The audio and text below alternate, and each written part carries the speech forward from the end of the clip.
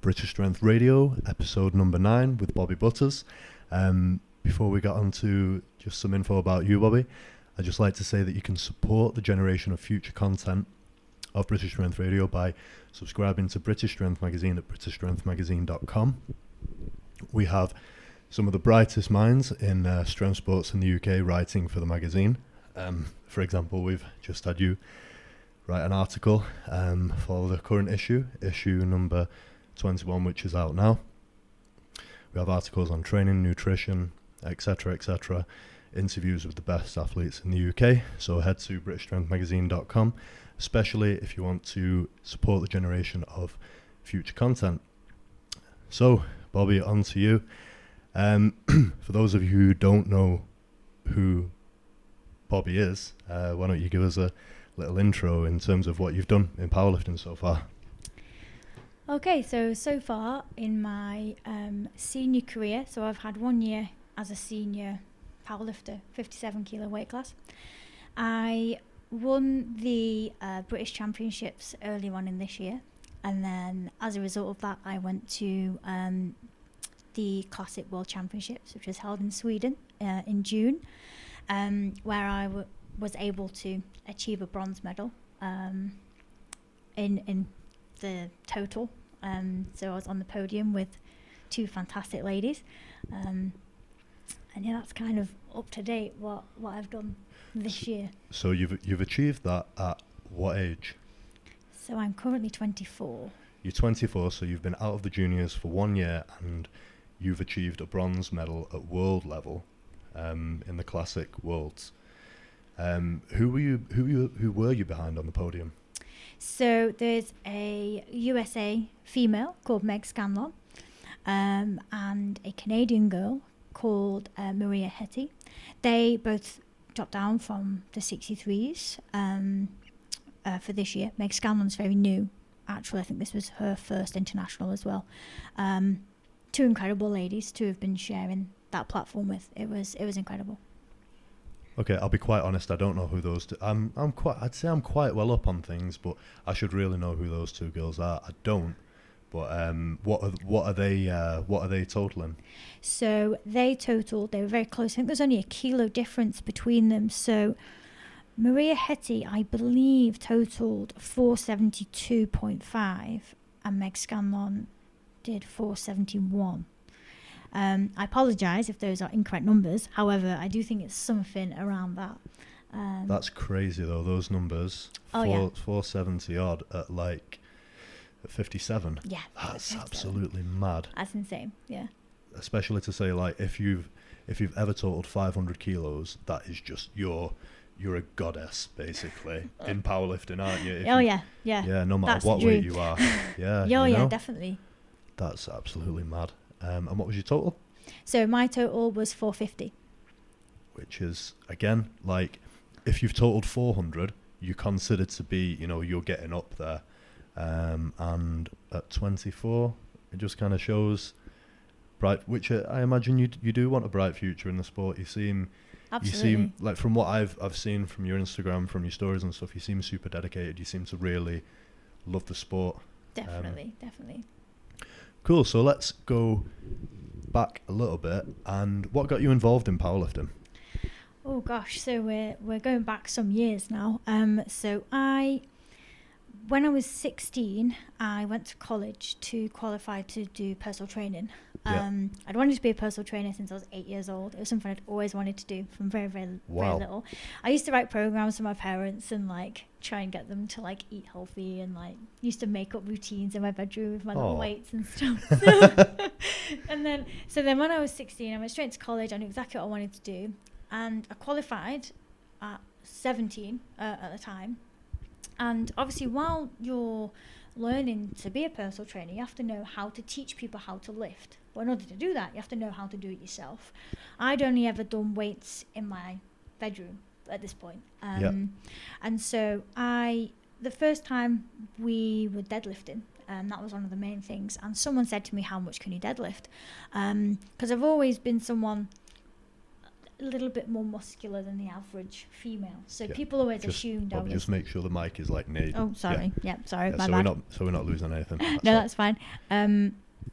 So the first deadlift session, where we was all teaching each other, I deadlifted 100 kilos. And how old were you? And I was 16. I was 50 kilos. So I didn't really know what that meant. And I remember there's a guy who works at Dudley College, which is where I went to college, and he said, "Have you ever heard of powerlifting?"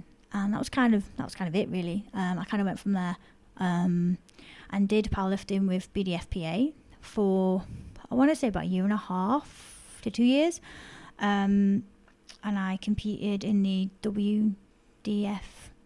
PA. I think that's the correct acronym. I think I've heard it called that before. Yeah. Yeah. And then I did Olympic lifting for a little while. And then kind of from there, like a few things happened where I kind of got injured, had to come out of Olympic weightlifting for various reasons.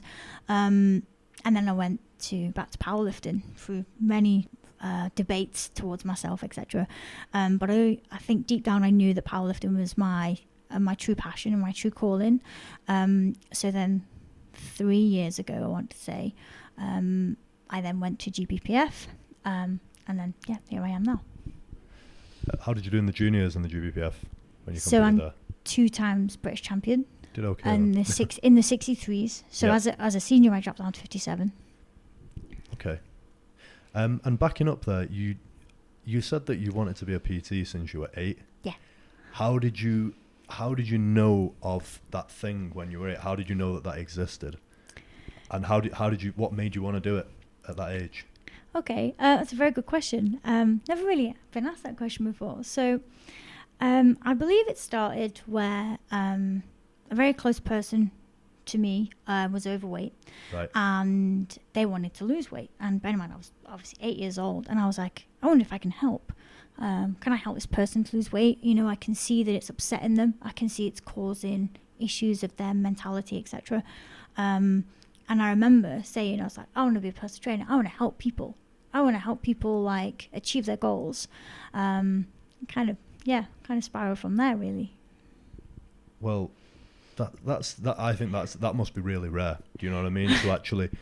to actually know of that since you were a kid, and know that it existed as a career since you were a kid. Because, like, personally, I was kind of, when I was a kid, I was inspired by the cartoons and stuff. Yeah. X-Men, Batman, Spider-Man, and all the muscular. When superheroes in cartoons were actually depicted as muscular, and now they're all like just, I don't know, they're all depicted as average, aren't they? Yeah. And the turtles as well, they were jacked. Yeah. Oh yeah. But I sure. didn't. At 8 years old, I can't imagine of even knowing that, like, that you could make a career out of of being that. You know what I mean? And, you know, obviously wrestling and stuff. That was that. But then, even then, I didn't make the connection. But for you to make the connection that young was very, very astute. And to know what you wanted to do so young is, I think, very, very rare for people in general. I've been told that quite a lot. Yeah, for sure. So let's go on to that career type thing. You've obviously done sports science at uni, and now you're in the middle of your masters in. So I did strength and conditioning was actually my main topic area. Right, okay. You can do sports science and specialise in S&C, but I just specialised in S&C. Right, okay. I know loads of different unis do it differently. So my masters is masters by research, and it's in essentially Olympic weightlifting. Okay. It's a topic of Olympic weightlifting. So yeah. Okay. So, in what way? What are you looking at the end of that? What are you looking ultimately to be? Okay, so after I finish my masters, yeah. Yeah. So ultimately, like, I would use my masters by research, hopefully, if it's of good enough standard, to be a catalyst to push me into the Olympic weightlifting realm, and kind of tap into a bit more of the coaching side. Okay. Of that. So as I mentioned, I did do Olympic weightlifting previously, so it will always be very close to my heart because I loved it. Right. Okay. And and I love watching it, and I think the athletes are absolutely out of this world. So it's very close to my heart. So I want to be able to do something in that sport and try and enhance it. That's interesting, because to look at you now, like, everything is very powerlifting orientated, and to be able to have that much interest in Ollie lifting, is it, what about it exactly do you like? Because I can remember, like, I did I guess I did the same degree as you. I did sports science, and in the last year I specialised in S&C. You obviously have to do some Ollie lifting at that point yourself, don't you? Yeah. I remember I never could really kind of get on board with it, in terms of, and I could never really get interested in it. But what about it do you like? What about it do you love? Okay, that's a really good question. I think I love how it combines so many different components of fitness, if you will. You have to be strong, you have to be flexible, you have to be quick, you have to be coordinated, and it's like an art form. And watching it and dissecting it, it's just like, how the hell did a human being realize they could do that and carry that on? It's incredible. Like, people want to deadlift 200 kilos, and you've got people that are putting that above their head in one continuous motion. Like, it's insane. That's incredible. I think the athletes are absolutely brilliant, and I believe as well it's one of the original Olympic game sports. Yeah. If I'm not mistaken. I don't know, but it's pretty. I don't know. It's not archaic in terms of a outdated way, but it's old, isn't it? It's, definitely. It's a traditional sport. Yeah. You know what? When you look at it like that, when people are putting those weights above the head, I guess I can see the appeal a lot. I mean, it's cool. It's cool. It's just one of those things which, being a bro, I've never really. I understand. I'm such a bro, so it's all just about just the squat, bench, and deadlift, and other stuff that really captures my interest. But, so you would want to coach it up to Olympic level? Is that what you're? Definitely, yeah. I'd love to be able. I'm going to try and push it as much as possible. I want to get it into schools as well as powerlifting. I do think strength training in general, the myth needs to kind of be put to bed now that weightlifting for kids is a terrible thing. Yeah. So I know that there are certain programs that are hopefully coming up and being able to do that. So I want to be part of that. And I just I want to be able to do hopefully beneficial things within the sport. For sure. I love it. Okay, before we move on, let's talk about the weightlifting for kids. As in lifting weights for kids. Yeah. Talk about how it's not a bad thing, and maybe about the typical myths. Okay. Typical myths of the obvious one: lifting weights stunts your growth. I had that one when I was a kid. I didn't used to lift weights necessarily as a kid, but I used to always hear it anytime you mentioned it. I mean, I'm not really the best one to advocate this, as I'm only 5 foot, but I come from a long line of short people, so I'm gonna say that's. You were gonna be. It wouldn't have mattered if you were stunting. I know. That's just what it was meant to be. But my brother's 6 foot. I really don't know what happened. Like, I always joke that I think that he might not be your brother. Well, we look very similar, but he's just like 6 foot, crazy. Anyway, sorry, I digress. So this is still, I think, a relatively new topic within S&C itself, and I believe there has been studies as well. I don't want to quote anything because this is something I looked at in my second year of uni, so I'm talking 3 years ago now. But ultimately, something that I do know that I learned was, if you do weights as a young child, I'm not talking literally like maxing out and, getting kids. I mean, it depends on the development age for a start, and that can be very different, particularly for boys, because there's more of a discrepancy. And an age 10 boy is going to, you're going to have people that are much more developed than another age 10 boy. And, you just look at even like footballers, for example, like some people get taken off the team because they haven't grown yet. But a year Yeah. later, and they've reached the same level. Do you know what I mean? And it's kind Yep. of like that sort of thing. So yeah, something that I do understand is that the younger that you get into lifting, it can help with long-term muscle development and the retainment of long-term muscle development and strength, and as a result can potentially lead to less injuries in the future. Now again, I haven't read this research in a while, so I don't want to say this is actual fact, but it kind of makes sense, and that's what I remember from way back when. Okay, and in terms of stunting your growth, I think I remember our mutual friend telling me this in a lecture, Paul Comfort. Oh, yeah.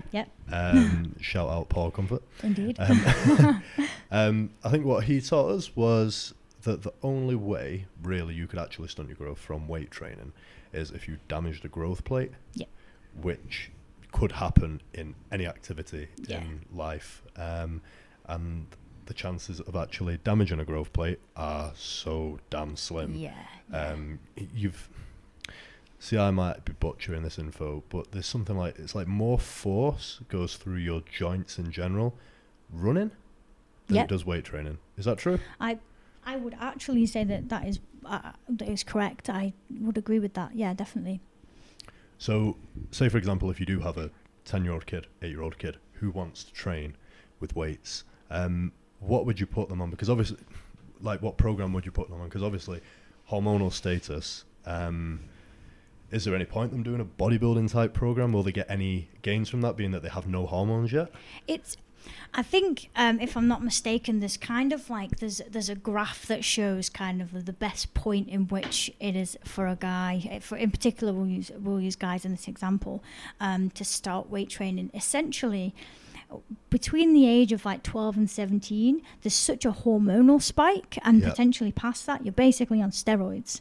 Like, from that young age, because your testosterone spikes so much. For a female, that happens a lot earlier on, so like around the age 9. So when girls start to hit puberty, that's when they're essentially can build muscle, etc., a lot easier. Right. Okay. So when you say that the hormone spike, are you saying that the estrogen is going to help them to build muscle? Now, I'm not entirely sure. I don't want to say that, but that's just something that I remember being taught, that it has to be very specific to the individual. You have to know what stage of life are they actually in order to prescribe them appropriately. But I do know that age and the stage in which that they're in puberty can impact some of the decisions that you make.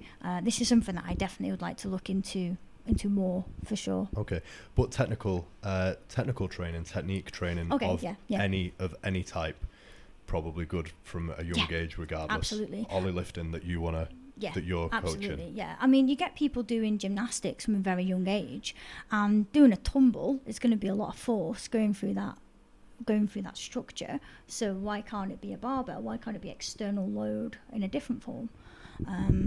So that's kind of my argument. But it used to be in schools as well. My Olympic weightlifting coach did it when he was at school. And he went on to be a Commonwealth champion, or went to the Commonwealth Games. It wasn't Delroy McQueen, was it? Was your coach? No. How cool would that be? No, that would have been awesome. No. But he did go to the Commonwealth Games.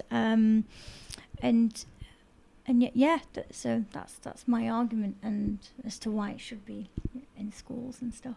It'd be definitely cool for you to get into schools and get teaching people that, because I think it's the gateway as well to kind of realizing about body composition and this, that, and the other. A good way to stave off obesity, this, that, and the other, because it's definitely if you're into any type of weight training, I think you're more in touch with learning about nutrition, this, that, and the other. Whereas like a lot of kids, for example, will play football, but when they realize that they're not going to be professional footballers, they don't necessarily do five-a-side all their lives. It will go straight from realizing you're not going to be a pro footballer to having 6 cans of lager a night and eating unhealthy stuff whilst watching football on TV. Whereas these sports that we do, are kind of hobbies for life, aren't they? Yeah, you don't yeah, need to be the definitely. best in the world to do them. No, definitely not. So yeah, it would be nice to see more of a culture of it in the UK, just like you see in, am I probably right in saying China and Russia? Oh yeah, 100%. China and Russia. Yeah, definitely. Yeah. Which I imagine, certainly China has less rates of obesity than Western countries. Yeah, from I what think that's understand, genetic as well. I don't think. Well, yeah. It depends on how we're looking at it, for sure. So currently, what's you obviously what do you do now in terms of helping people to train and this, that, and the other? You coach people, right? Yeah. So as I mentioned, I'm still currently at university. I'm still doing my masters. But I have started a small startup business, and I do coach people. A lot of the time it's kind of online, so it's programming predominantly. I still do one-to-ones, but again, it's all about availability, and I help a lot of people at the moment that have had injuries previously, or that are currently have got an injury and they are coming back into powerlifting, or they want to know how they can work around their powerlifting style training in order to become less painful while they're lifting, etc. Yeah. And yeah, I've just got me and my partner. We train a lot of powerlifters. I probably say, 90% of our clientele is powerlifters. I've also got 2 potential sprinters who I'm going to have a consultation with in September, and I've worked with numerous different athletes in that respect.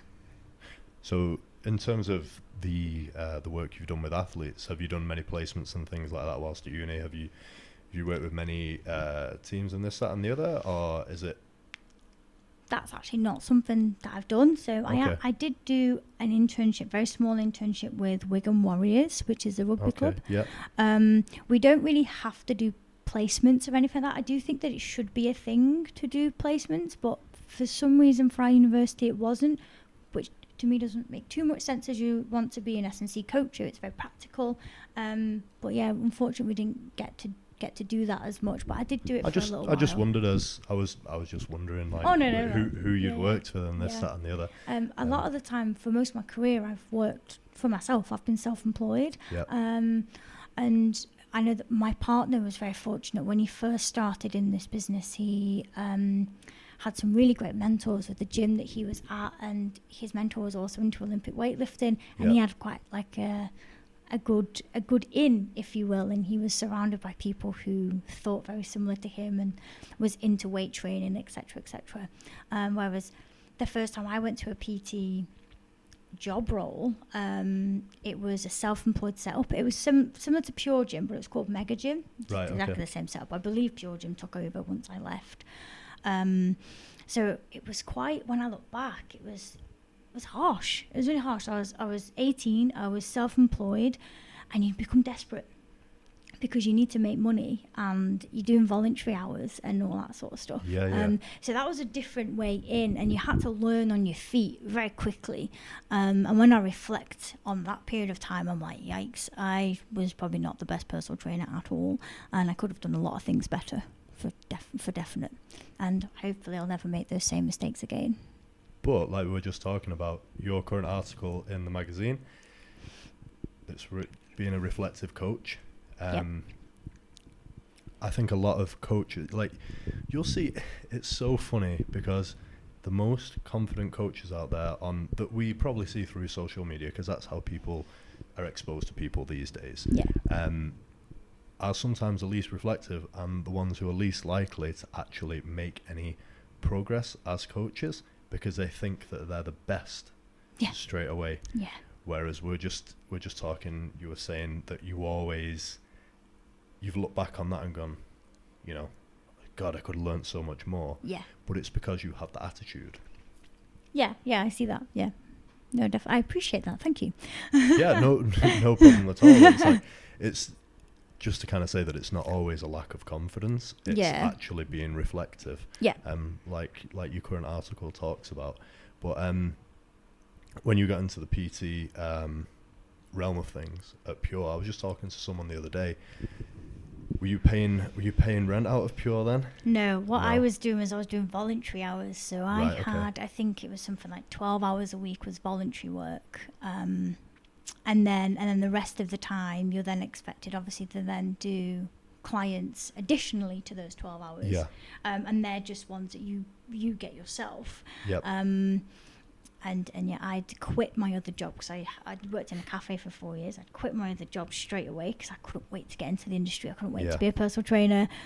Oh, wow. Yeah, I learned a lot. From that period of time. I was a full-time student and doing Olympic weightlifting, so it's quite difficult to get the money, for sure. Yeah, and I can imagine the time. I bet your time was crazy then. Your time constraints were crazy. Yeah, it was definitely a very difficult time in terms of personally. Like when I look back now, one of the reasons why I came out of Olympic weightlifting was because I had chronic fatigue syndrome. Oh, wow. And it was just after that period of time when I was working in the gym. I was having 4 hours of sleep a night because I was like, right, okay, I need to be in the gym as many hours as possible in order to get the clients, in order to fund me going to uni. Yeah. In hindsight, what I should have done was I should have had a better balance. It's all about balance, I guess. Course, yeah. And I should have kept my other job for a lot longer and maybe only done a certain amount of time in the gym. But again, hindsight's a great thing, isn't it? Of course, and yeah. Now going into this business that I'm, I've been doing it very gradually. It's been a build up over the past 2 years while I've been doing my masters, and I've learnt a lot from my previous experience, and I'm putting it into this current way that I'm putting together my business. Yeah, I think one of the things which you can take from that is that you kind of work yourself into the ground. Oh yeah, big time. But if you look at successful people in general, it's not necessarily the people who start off doing too little and then gradually kind of, how do I say it, realize that they need to do more and more and more, because not everyone does that. Because if you start out a little bit lazy, it's kind of hard to break that to break that circle, I guess. Yeah, vicious circle. Definitely. Yeah. Something that I find out a little bit. But I think if you start out hard working and you're the type of person who has to rein yourself in, it's almost like if you choose the right path and you're cerebral enough about things, you can't really avoid success as long as you're kind of cerebral and creative enough, like I said. But yeah, 4 hours of sleep a night is just not enough. No, definitely not. To progress at your lifting. And how much, because I know, I presume that Ollie lifters do a lot of training, don't they? Hours wise. Yeah. How much were you in the gym at that point? So I was definitely in the gym above 4 hours. Per day? Per day, yeah, 6 days a week. So you were almost training more than you were sleeping. Yeah. And it was kind of like sometimes you have to do like two sessions in one day. So you do technique work, and I was constantly doing that because I wanted to be good at Olympic weightlifting. I wanted to go to the Olympics. That's essentially what I wanted to do, and I made it my life, or a massive part of it at least. And then obviously you go and do the strength work at the same time. Yeah. Yeah, so it's quite a lot. So I didn't ask you what your lifts were when you were Ollie lifting. What were your lifts? Right, so let me get this right. So 52 was, I think it's 52 or 53 kilo weight class. I snatched 63 and clean and jerked 85, I want to say. Yeah. 85 is a pretty... Something like that. I was 1 kilo off winning gold at the British Senior Championships, and I got silver. I was under 23s champion, and I was student university champion within my first 6 months of competing in Olympic lifting. So you were pretty damn good. Now that I'm really naive. I don't know much about the sport, so you were. That tells me that you were pretty good. It's when I look back, I'm just like, I actually progressed pretty quickly, and it kind of makes sense as to why I became so obsessed with getting to the Olympics, because it was something that, even though it was going to be really, really hard, and I still had a very long way to go to get selected for the Olympics, I know that it was like tunnel vision. It was just like, this is what I want, and I'm going to do anything that it takes to get there. And what injury was it? that you sustained? So it was a multitude of things really, and it was like a thing that progressed over time. And I think potentially a lot of the people that are listening can maybe resonate with this. It's not something that just goes ping, okay, right, I've got an injury. Yep. It's one of those where my back started getting tight, my hips started getting tight. I was born with, I don't like using the word spinal defect because I don't think it warrants that kind of terminology, but I've got lordosis. Right, okay. And I've got flat feet. Those two combined, not the best, especially when you're not moving correctly. Yep. So essentially what happened was I had chronic fatigue syndrome, which was then accompanied by chronic tightness pretty much for my entire body. Right. So I was struggling to sleep, struggling to walk. I was foam rolling in between every single set that I was doing. Right. You know that there's a problem there then if it's just not going away. If you're doing that much foam rolling, you know it's something else. Yeah. I mean, obviously the treatment plan could have been much superior, as I've learned, as obviously it took me 5 years to get to pain-free really. Excuse me. So yeah, that could have been a lot better, but I think again it was just tunnel vision. It was just like no excuses. I'm gonna go. Yeah. And I think I'm hoping that kind of experience can make me see that in other athletes, and know when to intervene in an athlete who has potentially got a similar mentality and kind of going down the same path, because it's not a good place to be in. No, and tell us a little bit about how you got out of that place. How did you manage? Like, how did you go, right, I've got a problem, and then what steps did you take? Okay, so my partner Ryan Hayes is a big influence in that, for sure. He definitely was the one that slowly talked me out of like, I don't remember exactly how he did it, but he made me see that what I was doing was not right. And so I basically came out of lifting completely. Yeah. I don't think I actually squatted especially. I didn't do any Olympic lifting for a very, very long time. I didn't squat for about 6 months. I essentially had to like relearn how to move my body correctly, because my entire body was so like tight and tense, and it was I was in a lot of pain quite a lot of the time for various different areas, and it was just a gradual thing really. And over the course of the past 5 years I've just learned more and more each year, and the real turning point for me was when I started with my physio Adam Cook, who's at UConn Sports Arena. Okay. And he kind of went through and told me what movement dysfunctions I had, what weaknesses I had. And that's kind of the main point. It was finding out, right, how can I get stronger in these areas? How can I move more efficiently? And yeah, that was the main turning point really. And it just took a lot of consistency, a lot of frequency. Like there was times when I'm very prone to muscle spasms. It's when those sorts of things happened, it was like, right, okay, I'm stretching on the hour every hour, and that's exactly what I did. Yeah. Because it's what it took in order to, like, throughout my junior career with GBPF, like I was still in that place. I was still in that place where I was doing the stretching consistently all the time. I was doing the glute bridges. I remember this, one of the first exercises it was, I couldn't do a pelvic tilt even lying down. Whoa. And so I remember my physio now says to me, we've done a few talks together and stuff and explained the process to aspiring physios and sports therapists. And my physio says, when you arrived, I ain't got a clue what I was doing. As in, like, he was like, I don't know where to go yet, because I couldn't move properly at all. And I basically, as you say, ran myself so far into the ground, I looked like a duck.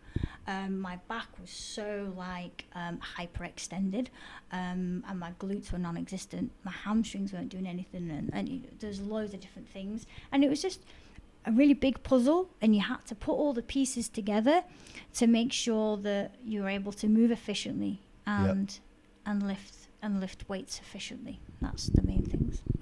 So when you stopped squatting for that amount of time, for example, what were you doing instead? Obviously you didn't just become obviously you said you were stretching.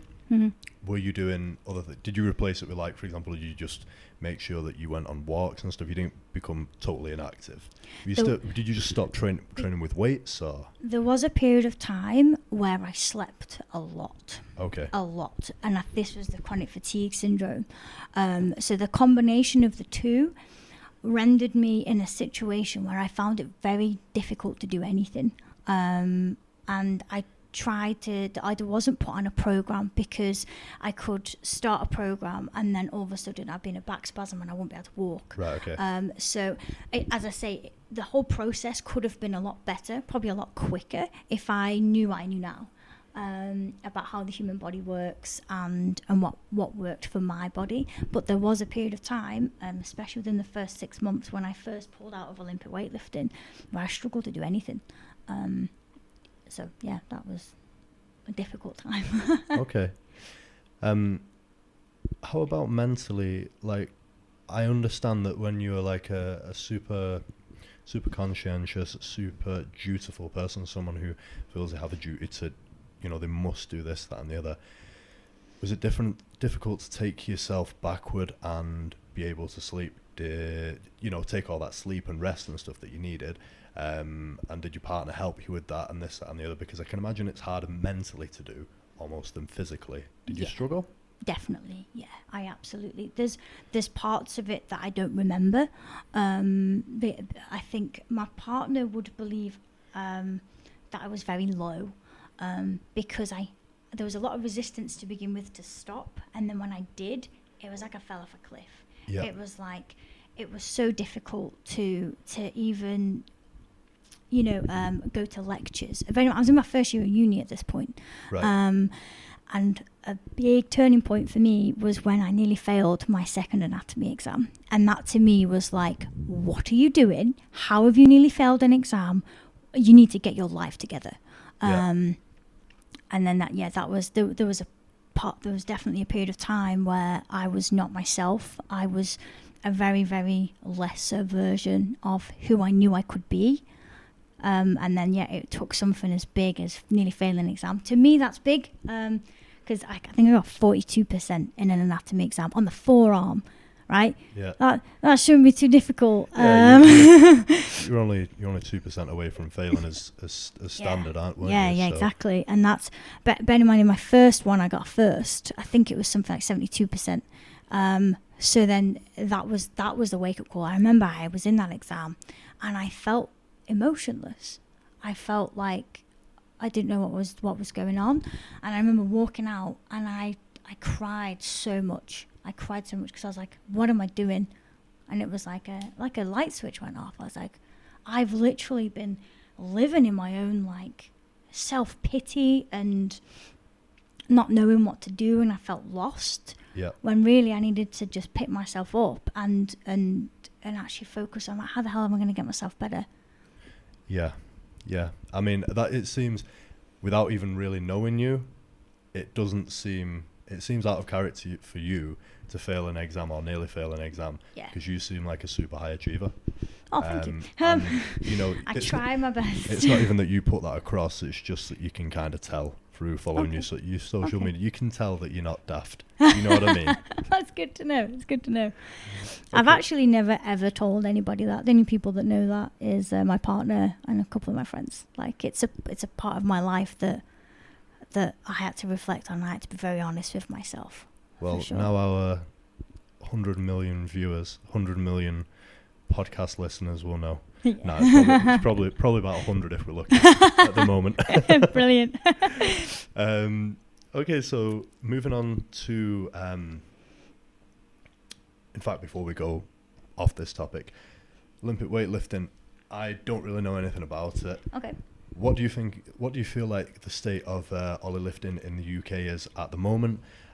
When you get involved with it, in terms of up to Olympic level, how do you, what would you like to see change, or what would you like to see? Where do you think it's going? Okay, that's a really good question. It's definitely something I've thought about quite a lot. I think potentially the youth development is something that I'd like to look into a little bit more, and see how things are done, see how athletes are supported from not just a performance perspective, but a whole encompassing array of things. So, you know, are they getting the nutrition? This is something that I just want to learn about and see if I can help in any way. What happens when an athlete gets injured? That's something that I really want to look into. What actually happens? Are we talking physiologically here, or like as in what support systems? What support systems are in place when an athlete gets injured? Do they have, you know, the appropriate support in order to help them get back to performance? That's something that I'm very interested in, and if I can help, then of course I would want to do that. My topic area is basically, I'm kind of going down the realm of my topic area. For my masters, is I'm going down the realm of technique and how technique can differ between individuals. I don't know too much about Olympic lifting in this country as much, but what I've learned from doing their courses is it potentially can be perceived that it's very much a one-size-fits-all approach. Right, okay. And so the research that I'm doing and what I'm interested in is that's not the case in my personal opinion as a coach. Yep. And I think British weightlifting would benefit from a more broader sense of teaching people technique and looking at the individual itself, and how they can be optimal and effective with the limb lengths ratios that they have and how they're put together. Yeah, just like in powerlifting. Yeah. Because obviously, if you have, the way I would relate it is, if you have a coach who says, you will deadlift like this, I don't know, and it's kind of like, no, because when that guy deadlifts like that, his back is nice and neutral. When he tries to deadlift like that, he cannot maintain a neutral spine. Yeah. For example. Yeah, absolutely. So it's the same thing happening in weightlifting. I think so. Yes, I would say so. From the outside looking in, that's something that I do think it happens. I do think they try and mold everyone to be the same. Yeah. And that's from my experience as well as an athlete. That was in the Olympic development squad, and that went to camps, etc. And I saw the way that people were being coached and how I was being coached myself. And I do think they were quite performance orientated. And it would be good to kind of just move a little bit away from that and look at the individual a little bit more in a different way. Yeah. I mean, as I say, this might already be going on. I've been out of that kind of loop for a little while now. But I certainly, if it is going on, I want to add to that. I want to be part of that change, and I want to help athletes. It's probably going on to an extent. If you're looking at it from the outside and you're looking at an athlete, I do this. Look at someone and you go, why hasn't the coach changed that? Like, who the fuck is this person listening to? Do you know what I mean? Yeah. I often do that when I look at people's Instagram videos, to be quite honest. Okay, so speaking of methodologies and things, I'm really intrigued by your training. Okay. I see you train, and what I tend to see from the most of the, a lot of people in the UK, it's a lot of heavy singles. And I look at people like you, I look at people like, I want to say Naomi Shepherd. Do you know who Naomi Shepherd is? Yes, I want to say yes. And maybe a couple of others, and you're doing a lot of volume. You're doing more volume than I think is kind of in vogue in powerlifting right now. Yeah. Like, a lot of the time, I see a lot of the people who I'm competing against, and they all do this like heavy single all the time. What's your reason for the way you train? I know you don't do volume all the time. I see heavier stuff.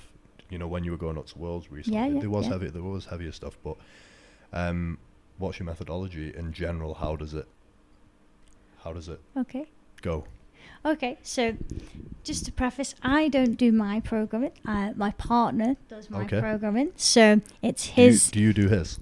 No. Oh. No. He does Brazilian Jiu-Jitsu now, as well Cool. as strength training. So it's quite different, and he wants to be a BJJ coach. So I think he's enjoying the challenge of kind of combining the two. So he is my coach. He has been programming for me since I came out of Olympic weightlifting. Okay.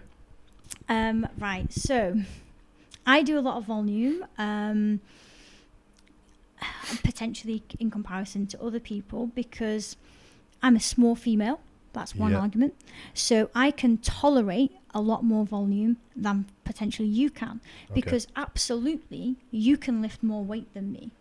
And I would kind of elicit more of a stress on my body. Yep. Okay. Yeah.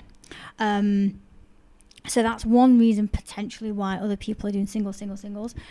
Also, I've been doing this for quite some time. I've been doing this since I was 16. Yeah. That's nearly 10 years. So as a training age, and before that, I was lifting weights quite young as well. Yeah. So from a training age perspective, it doesn't make too much sense for me to be doing singles all the time, because that's something that I've become quite adapted at doing. Yeah. And the thing that I always struggled with was volume, in terms of, I'm definitely one of those people where you put 85% on and I can probably get 3 to 5 reps depending on the day, etc. Whereas you've got someone who might be doing 85% and get 8 to 10 reps. I'm definitely that person who my strength curve is quite steep. So like I can't do much volume with lighter weights, essentially is what I'm saying. So therefore that's what I've worked on. So I running up to Europeans, I worked on a lot of triples. Going into the nationals, I worked on a lot of doubles. Okay.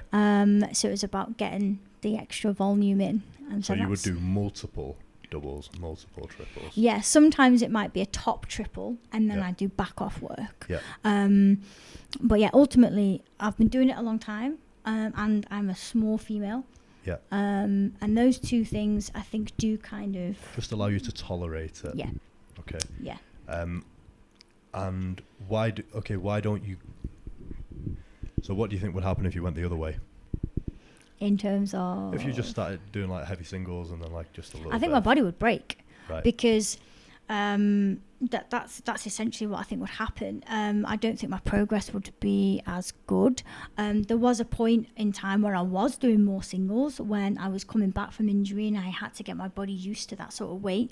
Whereas now, if I, for example, say 90% of my 1RM is 165 and I'm doing singles on 165 every single week, I think it's going to come to a point where my body's like, all right, calm down. Yeah. You're just going to start getting diminishing. Yeah, sense. yeah. And that's when people hit plateaus, because they're hitting singles all the time. And they're just like, why don't you just take a step back, actually build some groundwork? In my off season right now, one of the things that I wanted to improve on was my work capacity. Yep. Because God damn, I was working up a flight of stairs and I was like, needed a nebulizer by the time I got to the top. And I was like, okay, right, I need to. Hey, I know all about that. I think many people potentially listening to this can resonate with that. So then my theory was, I then need to get better at. I even did some conditioning work. There were some tire flips in my off season, not for very long, granted. But I want to be able to elicit a hypertrophic response, and in order to do that, I'm going to have to get better at work capacity type work. Yep. In order to lift lighter loads for more reps. So for example, I think 2 weeks ago, I want to say 3 sets of 8 at 115, and I was sore for 3 days, and I get to like rep 5 and I'm like gassing. Yeah. But I believe now because I worked on that kind of on the volume and on that work capacity, I was able to get through that set. Yes. As a result, I was able to elicit quite a hefty hypertrophic response. That's kind of the theory behind it. Yeah, rather than you being rather than you not being fit to do that, and then that one set like just absolutely wiping you out, and then you having to maybe decrease the weight for the next 2 sets type exactly thing. My work I've been able to recover a lot quicker, so I did all 3 sets with the same weight. You take me back when I first came back, so say 3 years ago, that sort of stuff. I remember nearly having an asthma attack after doing 3 sets of 12 on 90. And my 1RM was 157 at the time, so it was like, you know, very low percentage.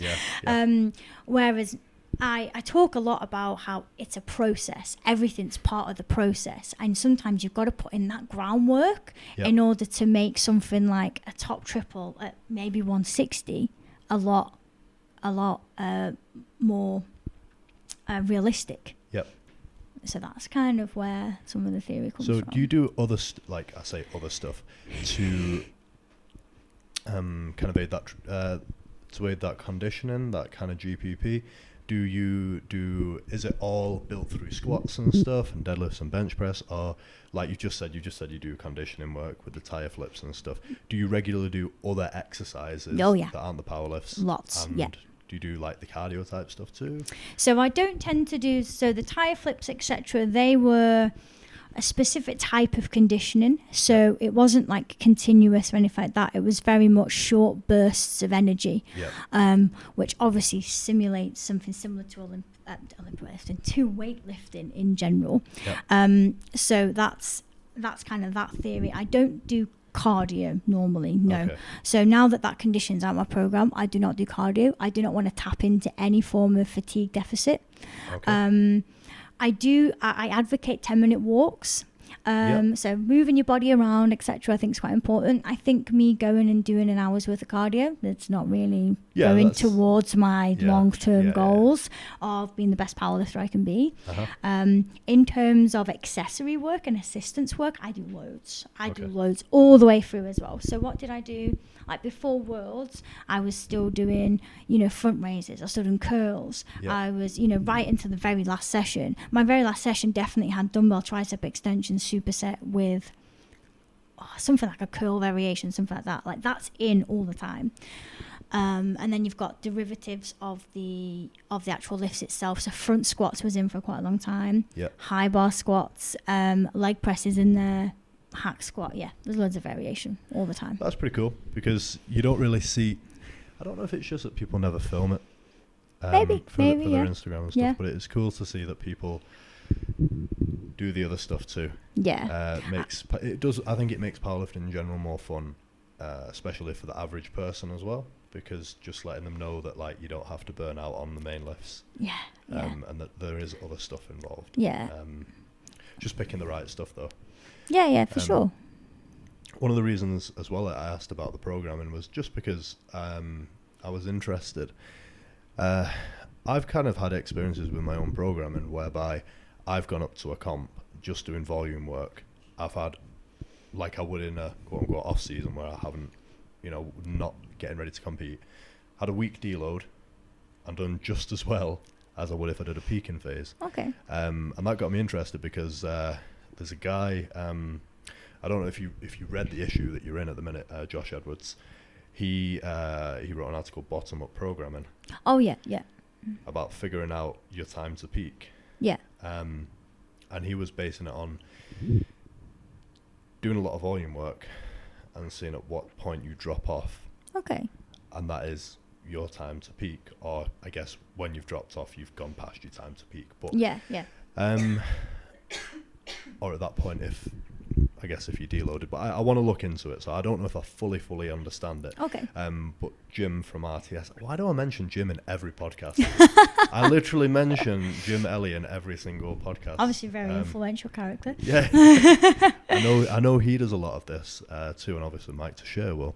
I just wondered if, not necessarily that you would be that you'd always be doing volume work and then figuring out your time to peak off that, although it would make sense if that's what works for you, that you wouldn't necessarily need a peaking phase. Again, Yeah. I'm almost guessing at this, but have you had any experience with that type of stuff yourself, like figuring out the time to peak based on an actual experiment that you can do on yourself rather than just kind of setting up a linear peaking program? I wouldn't say that I've done that specifically. No, Yeah. I think it's all about kind of like learning about yourself each time you peak, Yeah. and learning what's best for you. But also, you know, the more that you're in the sport, the different kind of training that you need to do. So it's constantly changing. Yeah. So, for example, that kind of methodology might work for you maybe 2 or 3 peaks, but then you've got stronger. You'd have to change it. You've It got- would change. It would, but like I insinuate that it would change because you've potentially improved technique. You've got stronger. Your absolute weight is going to change. Yeah. Therefore, the like I was saying, you know, the higher weights are becoming quite high. They're getting closer to your ceiling, you know, if you will, like the absolute weight Yeah. that you can physically Yeah. load. So I do think then you've got to consider, okay, it might work for, you know, your first few peaks, maybe if you're quite new, but then it might change as you get into the sport. Yeah.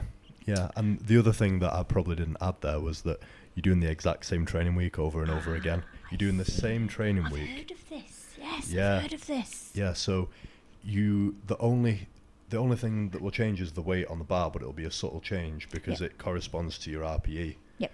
Okay. So it Yeah. might be like 175 one week, and then it might be 185 the week after, or whatever. Okay. But yeah, that's why I just found it really mind blowing because it's Okay. so different from everything Yeah, else. yeah.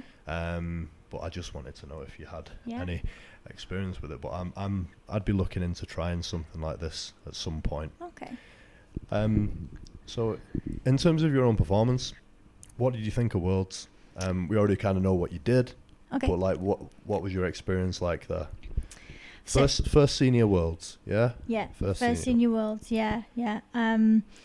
I loved every second of it. From the minute that I left my flat to go to the airport to the minute that I returned back, I absolutely loved it. I've never been. Obviously, I went to Europeans, but I didn't stay for very long. So it was like I was there for a full week, and Yep. I got to watch so much lifting as well. I was really part of the bubble, if you will. So that in itself, absolutely loved. In terms of the day that I competed, it was. I loved it. It was, you know, at the end of the day, I enjoy this sport. That's one of the reasons why I do this. And I absolutely love it, and I do think about it. And overall, I was just really proud that I was able to just do what I needed to do, which was lift weights. That's cool. And I think it just kind of, it's a nice intro for you in that you did very, very well. Intro to senior worlds, you know.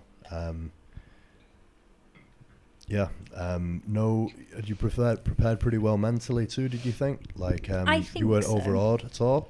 No, that's something that I didn't want to do, because I definitely, in the run up to it, I was like, what if I get there and it's like, I've tried so hard to get here. I've turned down 3 international competitions for various reasons, and I finally got here.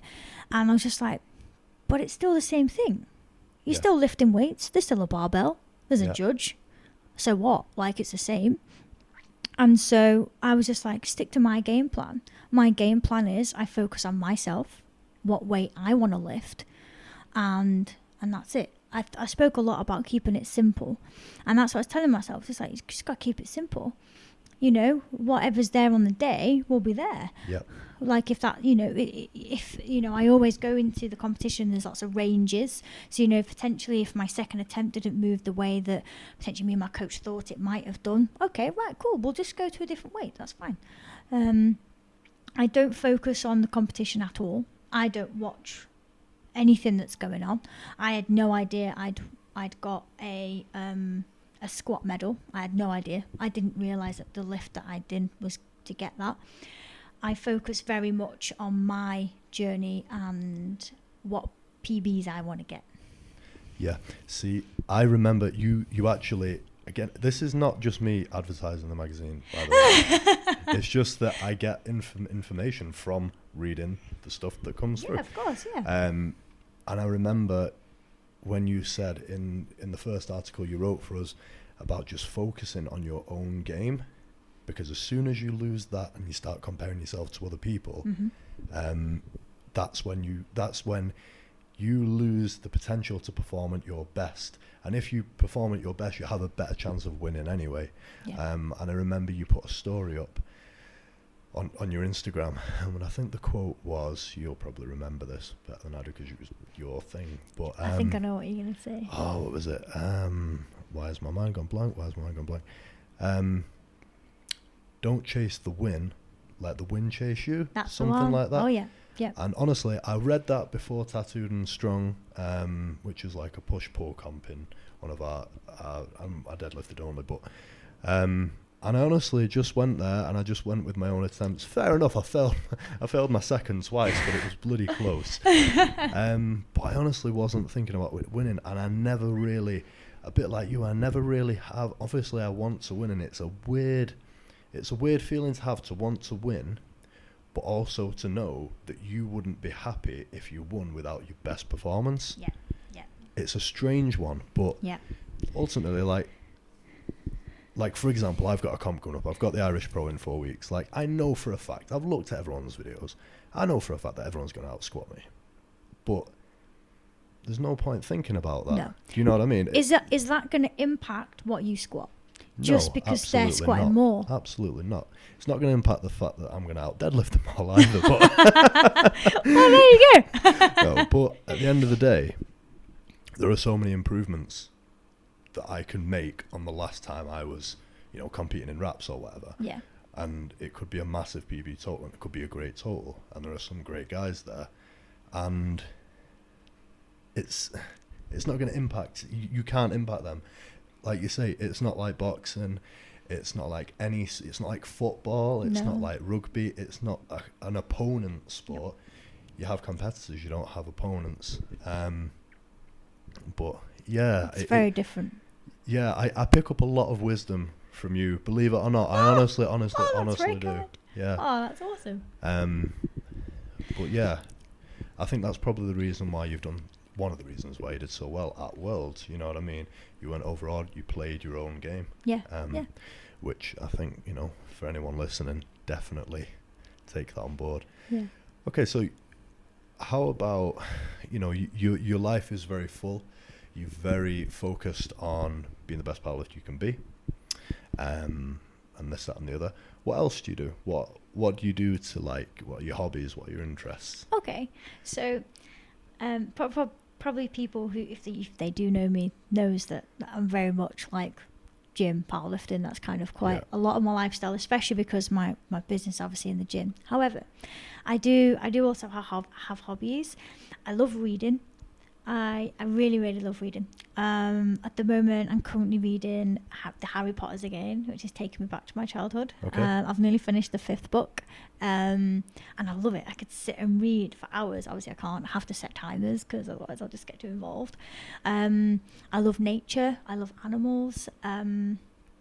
So some things that I want to do in the future is I really want to go on an African safari.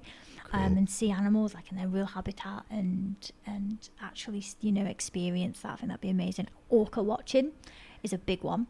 I'd love to. I want to actually swim with orcas because apparently you can do that. My boyfriend thinks that's absolutely bizarre. Is it dangerous? I'm not sure. They are killer whales. So, exactly. Yeah, but Free Willy, the film, right? He strokes their tongue. Come on, they can't be that bad. He was probably one of the poor ones that had been in bloody SeaWorld or whatever it's called for all its life. It was, yeah. Completely kind of downtrodden and depressed orca. That honestly, I've actually looked at the backstory behind that, and that's actually what happened. Is it? Yeah, right. Yeah. So he was actually brought in as a calf, and was the reason why his fin was curled is because he was in captivity. Poor thing. I know. So that's quite sad. But you're looking at doing it in the wild, so it's a completely different thing. Yeah, exactly. Yeah. I mean, obviously, I've heard that you can do this. I obviously don't want to go into their habitat and, interfere, and all of a sudden I get eaten alive by an orca, but like that's something that potentially I'd like to do. Yeah, but you can total 450. They're gonna be terrified of you. Oh my god. Oh gosh, could you imagine? Oh dear, yeah. No, I'm looking forward to that. I will do that one day for sure. Yeah, I do love animals. Yeah. I'm sorry you didn't get to meet the cats, by the way. I know. Hopefully you No, can that's meet cool. one I got to before see you- a picture of them and their tower, their palace. I was touching the ceiling in the old house. Oh my gosh. I think the top part of it broke, but Oh no. it was funny to see that the younger cat, Sneaky, just kind of perched on the very top one, and she was like almost touching the ceiling. It was, Oh my god. bless her, she's so weird. Oh. Speaking of like stuff you do outside the gym, although not strictly a hobby or an interest, what about your nutrition? Because we've not really covered that. Okay. Are you the type who, you told me before off air, so to speak, that you have a person who does your nutrition? Yeah. So are your macros meticulously calculated? Do you have a plan that you eat each day?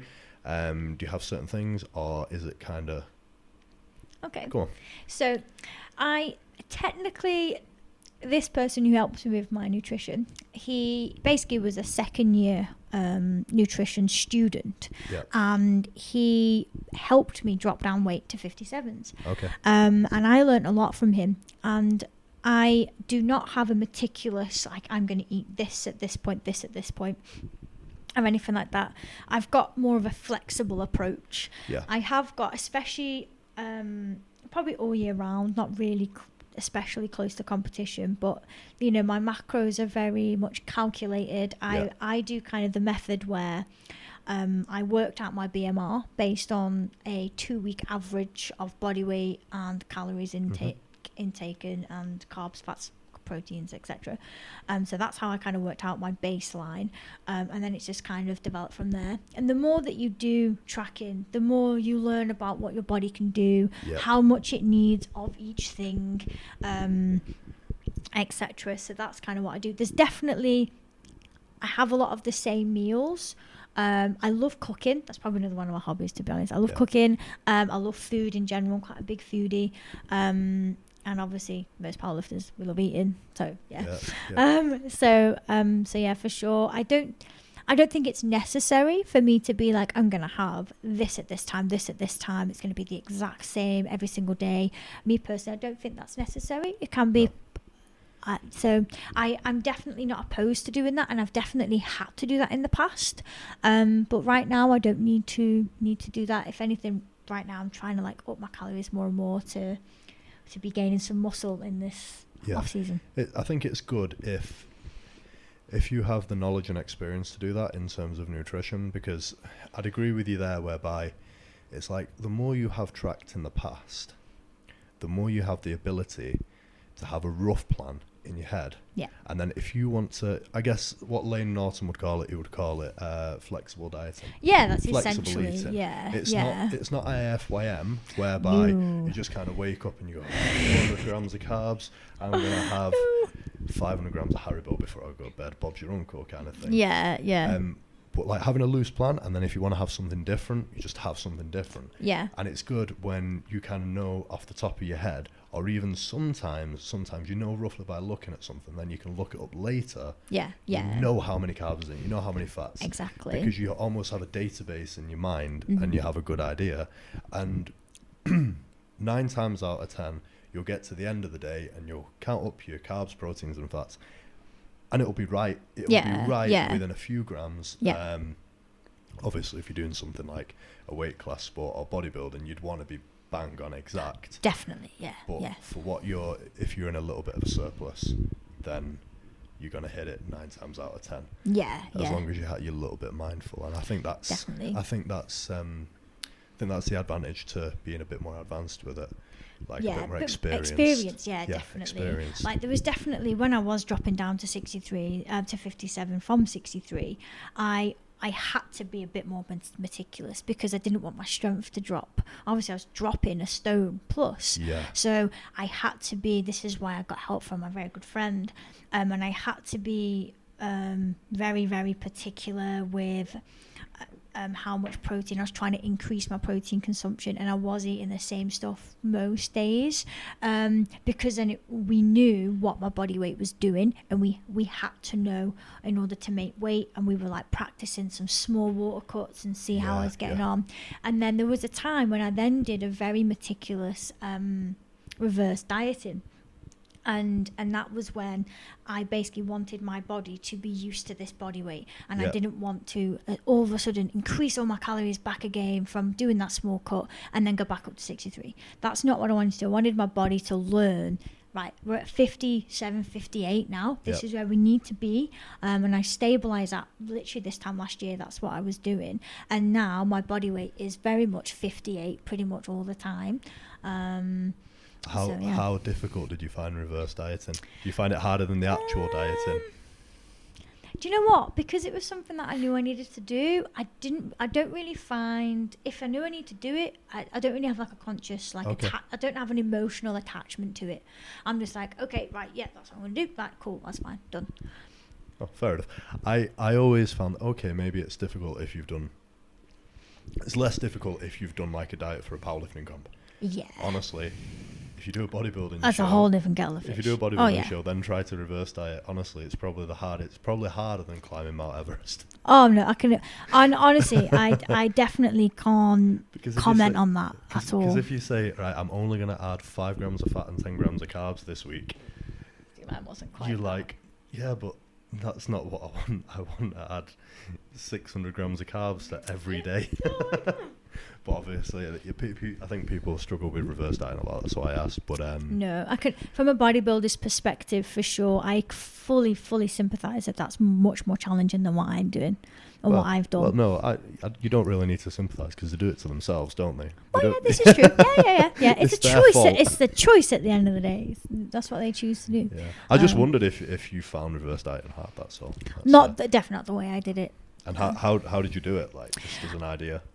So I basically increased each week by something like 50 to 100 calories based on what my body weight was doing. Yep. If it was dropping, I'd up it a bit more. Yep. Because I didn't want to drop. I wanted to maintain. And I basically went from, I think before the comp, the lowest day of calories I had was, I think, 1,600. And that was quite low. That was during the water cut. Uh-huh. And I've never eaten that many such low calories in my entire life. But it's not bad if you look at, if other girls are listening to this and they've done diets in the past, they are on some crazily low calories. Before Worlds, I was on 2,500. See, that's good. Yeah, and I actually made weight too early still, which is something I need to work on in the next comp for sure. And that was, I didn't have to do any water cut or anything like that. Like, I definitely could make that a bit better. But that's my train of thought. What's my point now? What was I talking about? You were talking about you got to 1,600 calories. Oh yeah, I got to 1,600 calories, and then over the reverse diet, I got up to 2,700. Right. Okay. And you managed to maintain your body weight. My exact same body weight. Yeah. I only know this from physical appearance. I'd love to know if I actually did, but I definitely gained muscle and lost fat. Because I was the same body weight, but I was leaner. Yep. So kind of, obviously, without actually doing a DEXA scan or anything that's quite, reliable and valid, it's very difficult to know. But just from an aesthetic perspective, if you will, I'm definitely not a person to take pictures or anything like that. But I definitely seemed leaner to other people. So, yeah. Yeah, I mean, it does happen like that a lot of the time. Yeah. You know, your body just kind of almost comes into its own when you do something like that. Yeah. On the reverse diet, and it's almost like, you think, I'm going to get fat soon, and then it's like, oh shit, it's going the other way. Yeah. So, did you get any questions? Oh. Has anyone sent? Because just to kind of give a background on this, I put a question sticker up on the British Strength Magazine story before, and I think we had 2 questions. I think I only had 2 questions also. And one of them wasn't a question, and the other one was just daft. So let's see if you've got anything better. No. No. No, I don't think so. So I've got this one. Oh, you got your Spanish. You got, well. You know what? If he tunes in to the YouTube video of this, you wearing your shorts, and he's gonna the camera angle, he's gonna see your quads. What's he said? So right, just to give the listeners some context. Okay, I'm not going to do it in the accent you did it in before. Do you want me to? Oh yeah, go on, because you did it so well. He said, "You looking good. How big your quads are?" He's like, was that as good? It wasn't as good as before, was it? That accent. It was good. It was. Good I did it in a more smarmy way before. Yeah, you did. Yeah, it was much more smarmy. I won't try again because people get the idea. He's a muscle worshipper. Put it that way. Yeah. But anyway, yeah. And then I had then my very good friend Joe Sadler, the nutritionist that I made point to. Oh dear. Has asked me. So this is an inside joke. Why are pigeons so strong? So I should probably give a little bit of context as to where the pigeon came from. Definitely. So when me and Joe first started training together, so I've never really had a training partner ever, but for a short period of time, this time last year, he was my training partner, and we hadn't known each other very long, and he had a habit of making bird noises. What, on purpose? On purpose, yeah. Okay. On right. purpose. I thought On purpose. They were like his grunts, like No. instead of like grunting, he would let out like a squawk. Oh, that would be hilarious. Oh, I wish that was the case now. No. And I think what he liked about it is that he'd make a pigeon noise, and then the gym would like go quiet, and everyone would look around, and he'd be like, "What's going on?" So that's where that came from. So then I used to say to him, "Well, can you make a pigeon noise?" I can't make a pigeon noise, save my life. And then that's kind of where it came from. And then the whole like pigeon pal. Okay, yeah, we were pigeon pals. Pigeon pals. Yeah. So we call each other pigeon. As you can see, we're quite close. Yeah, So it's definitely an inside joke, but I get how it would be funny if you were inside. If you were inside that, if you were like inside that joke. People listening just like, what is this girl on? Like what? But I understand. But if they have inside jokes themselves, they'll understand. They'll understand. Yeah, exactly. At least it isn't a boring training partner dynamic. No, definitely not. Yeah. Not no. I mean, I obviously train by myself all the time now, so it's quite different. I remember. I do the same, to be quite honest. Having a training partner, if you don't normally have one, it feels so weird, doesn't it? Yeah, it does, definitely, for sure. It's like, it's my turn to go now, and it's kind of. Like going to a powerlifting gym where there's more than just you as a powerlifter. It's like, so I have to share this bar now. Yeah. I found that like coming from I had a garage gym in the northeast, and it was just mine. And like it's like I'm thinking when I get into, how dare this person be on my squat rack? What? It's not your squat rack. No. Yeah. I'm quite antisocial when I'm in the gym anyway, to be honest. Yeah. Even when there's other people around, I'm quite antisocial. I'm there to get a job done. Put my headphones in, don't talk to anyone, and I'm doing my job. I am exactly the same. I'd say that we'd make good training partners, but that's not what we want. No. Right. Okay, to close off, let's talk about the future. Like, what you want to be the best powerlifter possible? Yeah. What do you have any like specific goals? Which I imagine you do. Like some like milestones, if you will, like that kind of thing. Okay, so I think getting a world record of any kind would be fabulous. That'd be great. Kind of like long-term numbers. I'm not 100% sure of like in 10 years time what they could be, but I definitely, my next milestone, particularly for bench as well, that's the first thing that came to my mind. I really want a double bodyweight bench, which would be like 115, which is also I think the current world record is 115.5, which is what Meg Scanlon benched. So I'd love to, that would be a fantastic milestone. A 180 squat would be brilliant. And what's it at currently? The current world record is 178. Mine currently 172.5. Okay, that'll come then, won't it? So I think this time next year, potentially, 180 could be there. Yeah, absolutely. Yeah, so that'll be great. My deadlift, literally breaking the 180 mark again would be great, but I do think that, you know, I'm getting closer to not just breaking it, but getting further into that as well. Yeah, so getting closer to the 190, so that I don't come into deadlifts with a really good subtotal, and then obviously I'm against deadlift connoisseurs, you know, you know, it might be that they will always deadlift more than me just because that's their absolute specialty. But I still want to be up there. I want to be a bit more in the game. I was actually quite surprised. I think I got either 4th or 5th in Worlds for my deadlift, which I was quite pleased about because there's some big deadlifts there. So yeah, I mean, I think you've got to realise, of course you realise this, but like with you being quite harsh on yourself, like we've already discussed, you're critical, you're reflective. oh yeah. You're 24 years old. I know. Do you know what I mean? Yeah, for sure. Some of these girls, I mean, how old is Meg Scanlon?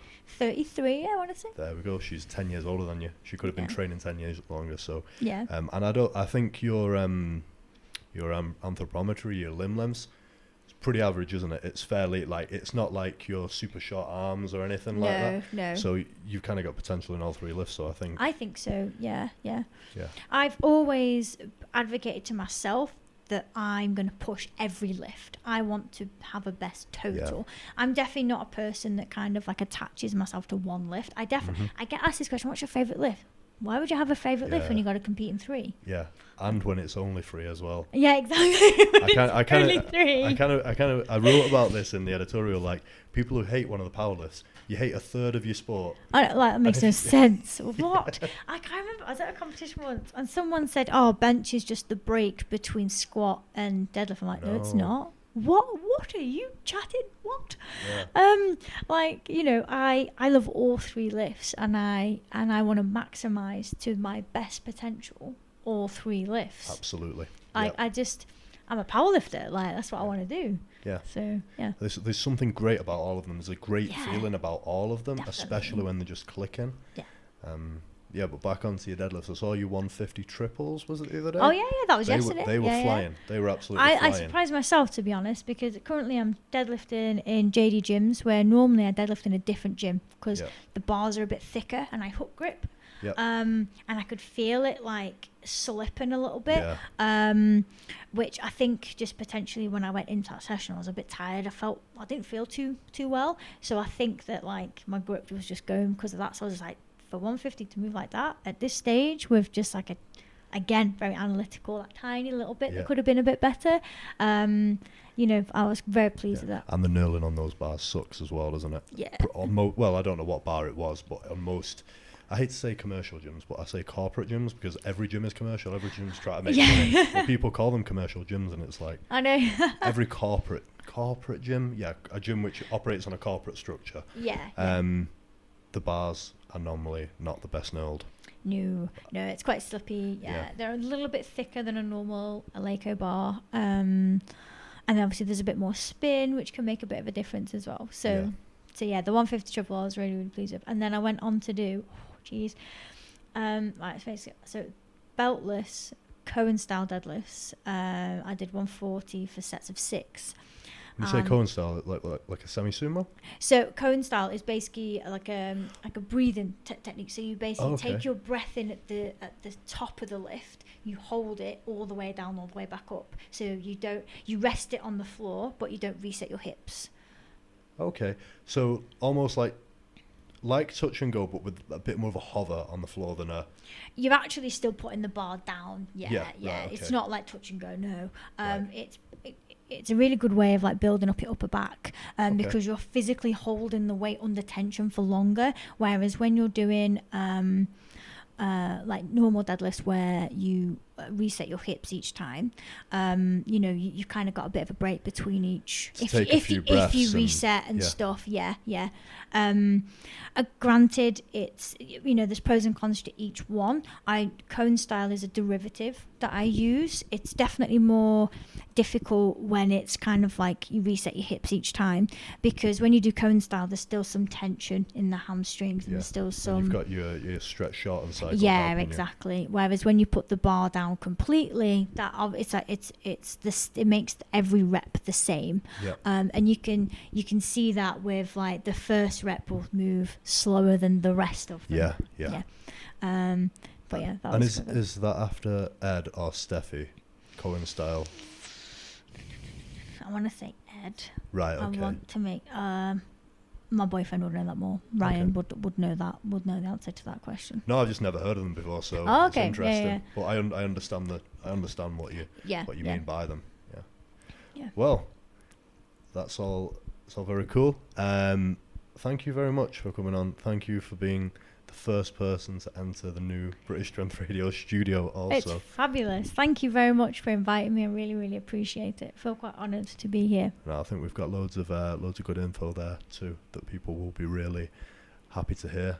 Fantastic. Good. So, thank you very much. Thank you.